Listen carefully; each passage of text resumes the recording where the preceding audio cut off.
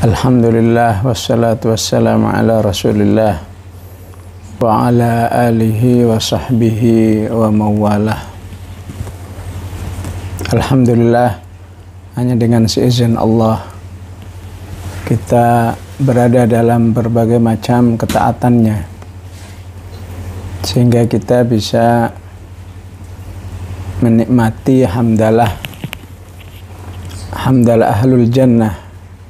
Betapapun kita belum berada di jannahnya, dan semoga kita berada di sana, tapi begitu banyaknya ketaatan-ketaatan kepada Allah yang bisa kita laksanakan di Ramadan ini dan seterusnya insya Allah, maka rasanya tidak mungkin lidah ini tidak berhamdalah seperti hamdalah ahlul jannah.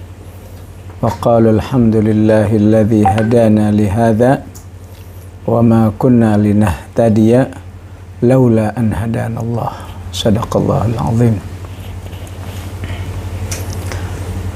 Namun di sisi lain kita dicambuk boleh, digamparin boleh oleh ayat-ayat yang kita dengar bersama tadi, Al-Hadid 16. Alam ya'ni lilladzina amanu an takhsha'a qulubuhum li dzikrillahi wa ma nazala minal haqq wa la yakunu kalladzina utul kitaba min qablu fatala 'alaihimul amadu faqasat qulubuhum wa katsirun minhum fasiqun. Para sahabat sangat bersedih ketika ayat ini turun. Dan kalau mereka yang khairu ummah, khairul qaran bersedih dengan turunnya ayat ini, fanahnu aula wa aula wa aula. Ya, maka kita lebih bersedih lagi, lebih khawatir lagi, bahkan bisa lebih parah lagi.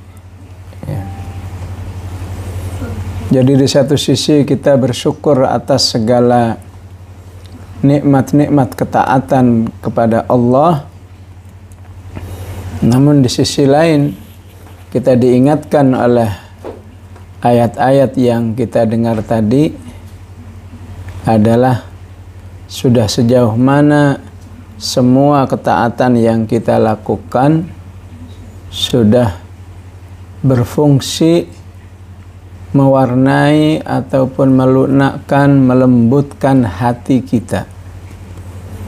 Karena ayat Al-Hadid 16 tadi memberi satu warning yang sangat keras. Hati-hati terhadap qaswatul qalb. Hati-hati terhadap kerasnya hati. Sudah seharusnya Ramadan dengan siam, Ramadan dengan zikir, Ramadan dengan sedekah, Ramadan dengan tilawah, hati ini sudah melembut, tidak ada lagi qaswah. Ya. Namun terasa mengkhawatirkan qaswah ini kalau kita sudah berpisah dari Ramadan. Apakah kita masih punya kemampuan untuk bertahan dalam ketaatan seperti Ramadan? Tentu juga tidak harus 100%. Ya. Tapi yang penting bagaimana tidak ada apa yang dikatakan oleh Rasulullah kepada seorang sahabat, ya Abdullah, la takun mithla fulan kana yaqumul lail fataraka qiyamul lail. Wahai Abdullah, ya.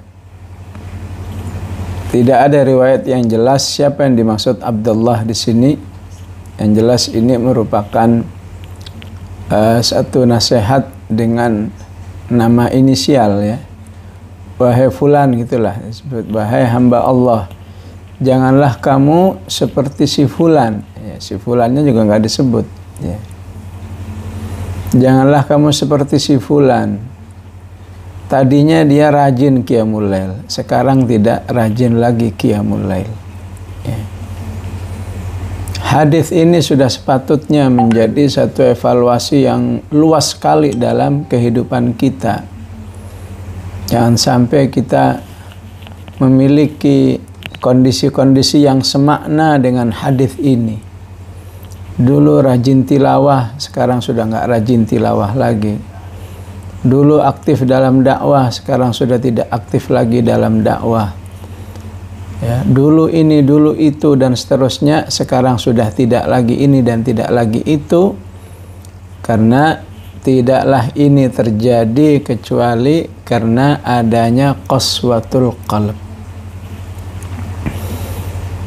Dan diungkapkan di ayat ini ciri khas qaswatul qalb itu adalah wa ma nazala minal haqqi, ya. Tidak nyambungnya hati itu dengan Al-Quran seutuhnya, tidak nyambung dengan keagungan pahala-pahalanya dan keagungan rahmat-rahmatnya, tidak tertarik bagi diri manusia, itu qaswatul qalb. Tidak merasa diancam oleh Allah saat ayatnya ancaman, tidak merasa diberi kabar gembira saat ayatnya kabar gembira, tidak merasa termotivasi saat ayatnya motivasi. Itulah qaswatul qalb. Alam ya'ni lilladzina amanu an takhsha'a qulubuhum li dzikrillahi wa ma nazala minal haqq. Karena hati yang khusyuk, hati yang senantiasa merendah, siap dinasihati oleh Allah Subhanahu wa ta'ala, maka akan terlihat bagaimana sambutannya terhadap ayat-ayat Allah Subhanahu wa ta'ala. Oleh karena itu, di bulan Ramadan yang mulia, terlebih di Ashrul Awakhir, dan kita sudah di di hari ke-24, yang berarti beberapa hari lagi kita mau tidak mau harus berpisah dengan Ramadan, maka konsentrasi kita, upaya-upaya kita, doa-doa kita, jangan lupa untuk bagaimana bisa mempertahankan hati atau bisa betul-betul mentarbiyah hati ini menjadi hati yang betul-betul sehidup tanah yang tersirami oleh air hujan. Karena di ayat 17-nya Allah katakan, i'lamu annallaha yuhyil arda ba'da mautiha qad bayyana lakumul ayati la'allakum ta'qilun. Ya.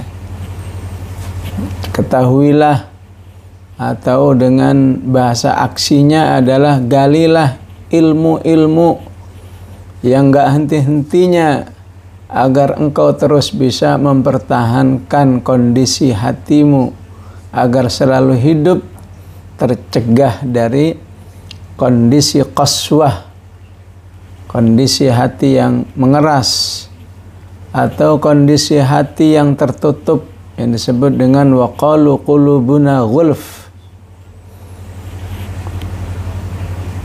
Supaya hati kita bisa seperti tanah, apabila terkena air hujan maka dia hidup. Begitulah seharusnya hati ini, tidaklah ditaujih oleh Al-Quran, ditaujih oleh Rasulullah Sallallahu Alaihi Wasallam dengan hadis-hadisnya, maka sudah seharusnya kondisi hati yang hidup atau kondisi hati yang disebut oleh Rasulullah, oleh Al-Quran di surat Qaf, inna fi dzalika ladzikra liman kana lahu qalbun aw alqas sam'a wa huwa syahid. Ya. Hati yang hidup adalah hati yang selalu siap, selalu konsentrasi mendengarkan nasihat-nasihat Allah dan selalu menyaksikan kebenaran, keseriusan apa yang disampaikan oleh Allah Subhanahu wa Ta'ala, dan itu semua bukti bersihnya hati manusia itu dari hubbud dunya, dan dekatnya hati manusia itu dengan kehidupan akhirat.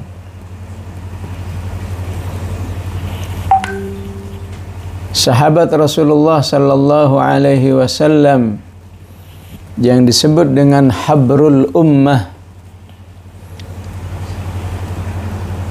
pakar yang sangat luar biasa di bidang Al-Quran, yaitu Ibnu Abbas radhiyallahu anhuma, mengatakan bahwa Allah Subhanahu wa Ta'ala pernah membiarkan hati kaum muhajirin selama 13 tahun. Istilahnya istabta'a qulubal muhajirin 13 sanah. Dibiarkan tanpa ada satu pengarahan langsung bagaimana kondisi perjalanan tarbiyah ini. Ya. Nggak taunya setelah sekian lama itu turun ayat ini, alam ya'ni lilladzina amanu an takhsha'a qulubuhum li dzikrillahi wa ma nazala minal haqq. Maka ayat ini betul-betul merupakan cambukan yang dahsyat bagi mereka untuk segera mengevaluasi kondisi hatinya, bagaimana hubungannya dengan Allah, bagaimana hubungannya dengan Al-Quran, bagaimana baraknya terhadap orang-orang kafir, karena semuanya itu salah satu bukti khusyu'ul qalb ataupun jauhnya hati dari qaswatul qalb.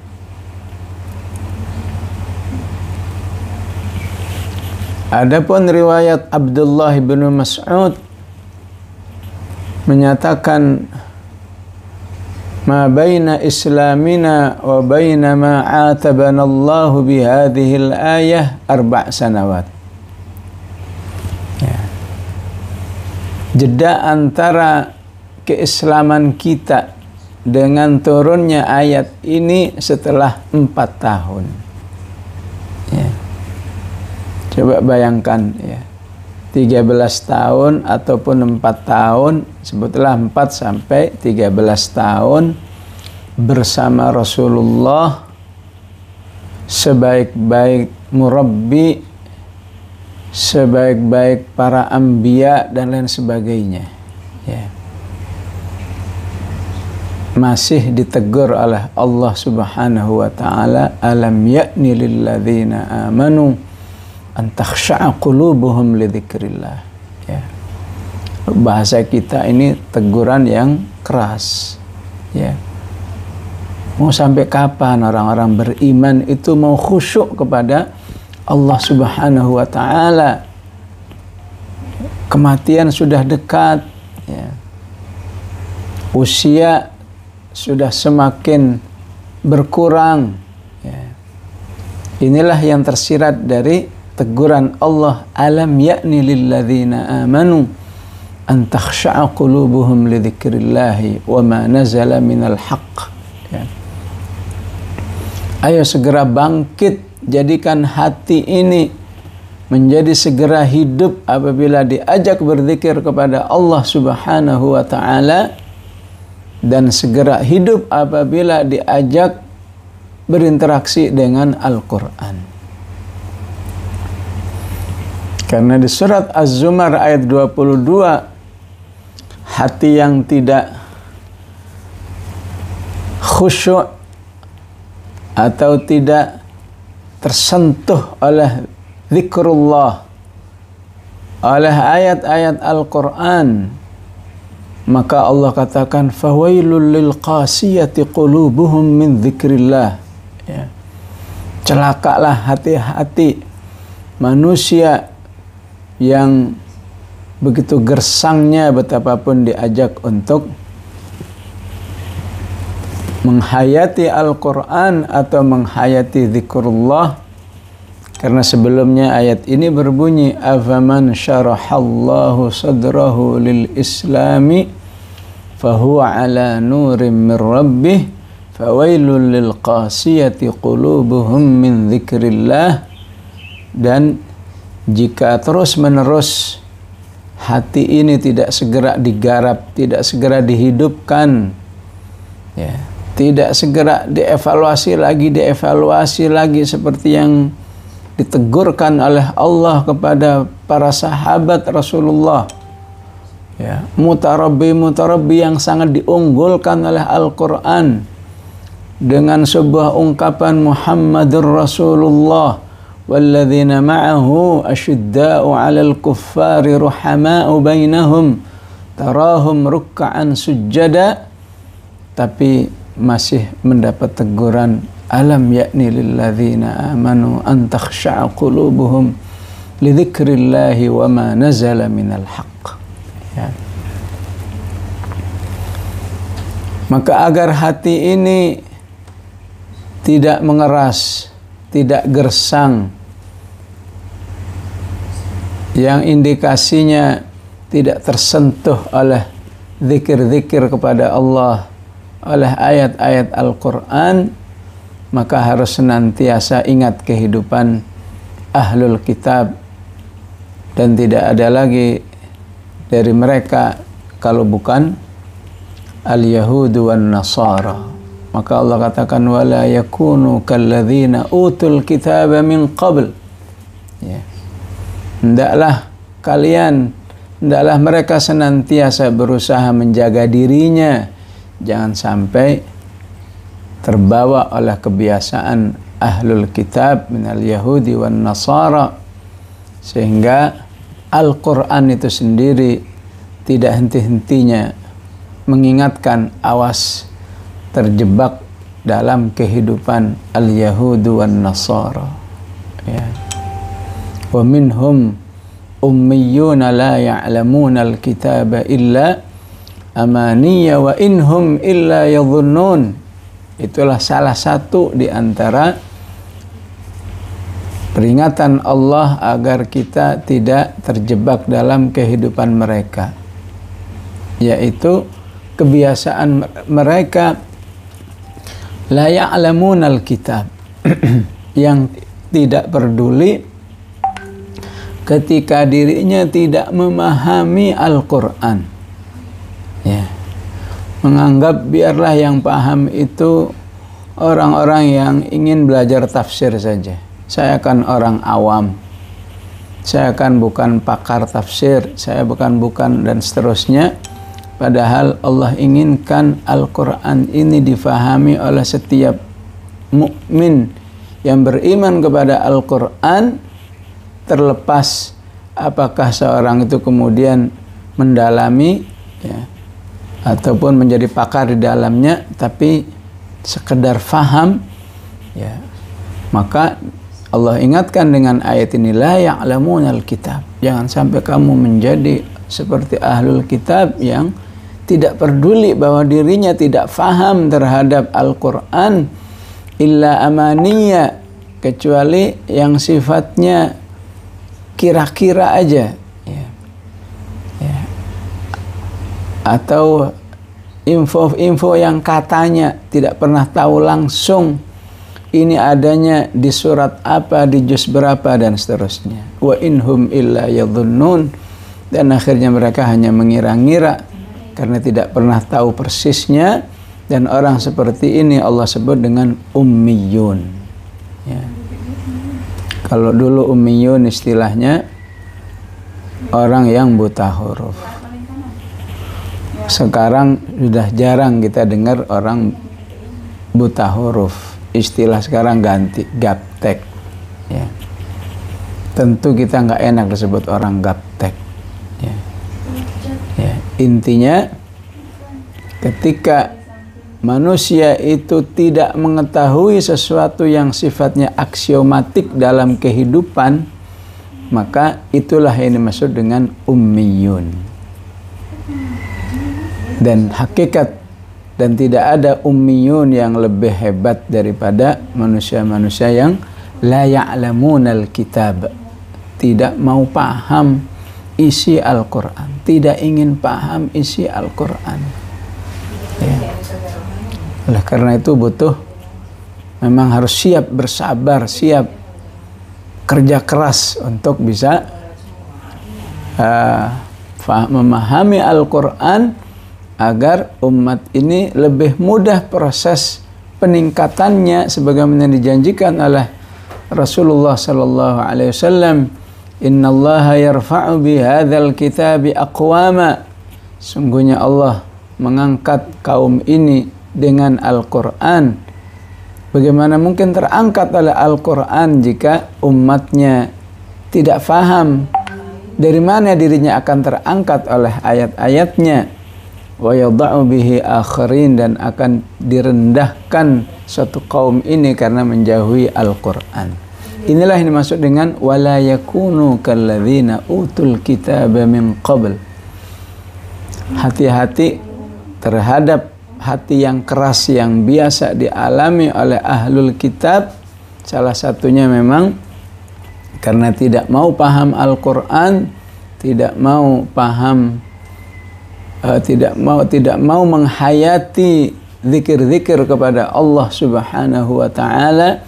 Sehingga disinilah pentingnya kita memahami asmaullah, nama-nama Allah, karena itu akan juga bisa menjadi alat kita untuk berinteraksi dengan Al-Quran. Kalau saja kita memahami sifat Allah yang Allah sebut dirinya At-Tawwabur Rahim, Allah sebut dirinya Al-Fattahul Alim, Allah sebut dirinya Al-Qawiyul Aziz, ya. Itulah nama-nama Allah yang kita sering baca di dalam Al-Quran. Kalau saja kita bisa memahami, itu akan menjadi alat tadabbur yang luar biasa terhadap ayat-ayat Allah Subhanahu wa ta'ala, ya. Dan jika tidak bergerak juga, tidak serius juga untuk segera memperbaiki hati, maka Allah ingatkan fatala alaihimul amadu faqasat qulubuhum. Itu akan menyebabkan sebuah kondisi yang terus berjalan, istilahnya menahun, ya. Istilah yang lain apakah kadaluarsa, ya. Ibarat orang sakit nggak merasa sakit, itu kan bahaya, ya. Ya, mohon maaf, para perokok biasanya ya berpuluh-puluh tahun merokok nggak pernah merasa bahwa dalam dirinya ada masalah, ya. Tahu-tahu begitu ada masalah, masalahnya udah besar, baru mau meninggalkan rokok, ya. Nah, itulah gambaran orang yang qala alaihimul amadu faqasat qulubuhum.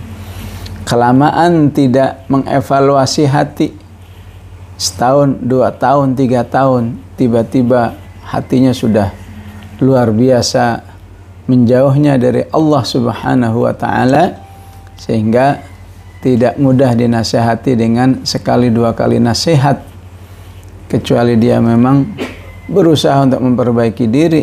Sehingga dalam kondisi seperti inilah Allah mengajarkan doa kepada kita, Rabbana la tuzigh qulubana ba'da idh hadaitana wa hab lana min ladunka rahmah innaka antal wahhab, ya.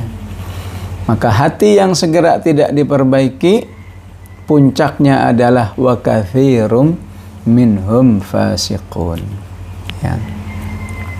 Hati itu akan mudah bermaksiat kepada Allah Subhanahu wa ta'ala, ya. Jika mereka yang hatinya hidup, hatinya lembut, hatinya senantiasa terikat dengan Allah Subhanahu wa ta'ala, ya, sekali maksiat membuat dirinya mendekat kepada Allah Subhanahu wa ta'ala, enggak henti-hentinya, beristighfar, minta ampun, bertaubat, beramal soleh, tapi hati yang keras, ya. Karena fasiqun, bahkan dirinya sudah bermaksiat pun tidak menyadari, terlebih bagaimana takutnya dengan dosa, bagaimana takutnya dengan ancaman Allah Subhanahu wa ta'ala, ya. Diingatkan ini dosa, masih juga menjawab, masa gini aja dosa, ya. Dijelaskan lagi, Allah yang disalahin, syariat Islam yang disalahin, ya. Ya. Galak banget Islam nih, gini aja nggak boleh, gini aja dosa, ya. Ya, begitulah susahnya kita berkomunikasi dengan manusia-manusia yang mengalami qaswatul qalb. Kita ingin bicara pakai hati, pakai iman, dia bicara pakai logika, sehingga nggak pernah nyambung, ya. Lah karena itu penting ayat ini selalu di hati kita. Alam ya'ni lilladzina amanu an takhsha'a qulubuhum li dzikrillah wa ma nazala minal haqq, ya. Maka di ayat berikutnya, walladzina amanu billahi wa rusulihi ulaika humus siddiqun wasyuhada'u 'inda rabbihim lahum ajruhum, dan seterusnya, ya. Ketika hati terus diperbaiki, maka hati itu memiliki kecenderungan yang luar biasa kepada ketaatan kepada Allah Subhanahu wa ta'ala, sehingga manusianya disebut dengan siddiqun, ulaika humus siddiqun, ya. Mudah meyakini apa saja yang dijelaskan oleh Allah dan Rasulnya. Dan sejak manusia, dan mengapa para anbiya memiliki kedekatan yang luar biasa kepada Allah, salah satunya karena kondisi hati yang siddiq. Nabi Ibrahim disebut siddiq, wadhkur fil kitabi Ibrahim innahu kana siddiqan nabiyya, ya. Nabi Ismail disebut dengan siddiq, wadhkur fil kitabi Ismail innahu kana siddiqan nabiyya.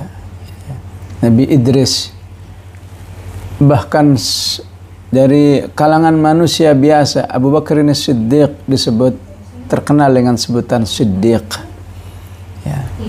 Yang dari ayat-ayat ini kita bisa menyimpulkan dengan mudah, jika ingin menjadi manusia yang siddiq, maka berusahalah terus menghidupkan hati ini untuk selalu on bersama zikir kepada Allah dan ayat-ayat Al-Quran, ya.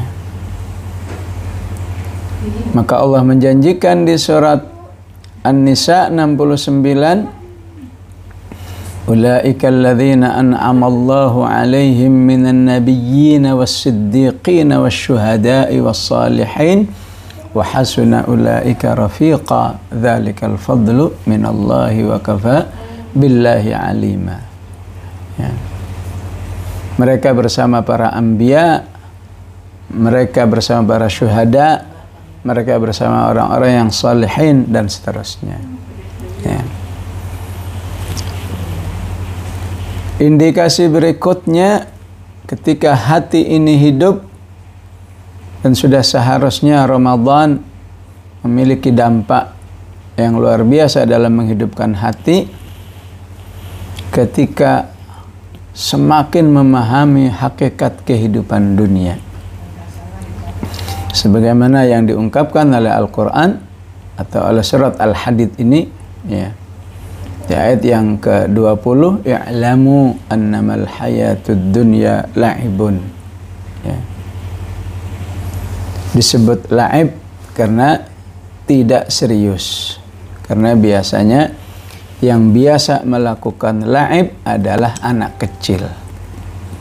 Jadi dunia ini isinya hanyalah agenda-agenda yang la'ib jika tidak sibghah, tidak diwarnai dengan ketaatan kepada Allah. Lahwun, agenda-agendanya umumnya menjauhkan manusia dari ketaatan dan mempersiapkan diri dari kehidupan untuk kehidupan akhiratnya, kecuali jika mereka yang segera mengembalikan dirinya kepada Allah Subhanahu wa taala. Fafirru ilallah, ya. La'ibu wa lahwun wa zinatun, ya. Hakikat dunia ibaratnya seperti perhiasan. Jika di sebuah rumah ada lukisan atau ada jam dinding yang cantik, itulah yang disebut dengan zinatun. Ada, kita bersyukur kepada Allah karena dinding kita lebih cantik. Tidak ada, insya Allah rumah itu tetap berdiri kokoh. Begitulah dunia, ya. Ada kita syukuri, nggak ada nggak usah disesali, ya. Yang penting kehidupan kita terus tersiapkan untuk kehidupan akhirat yang baik, ya.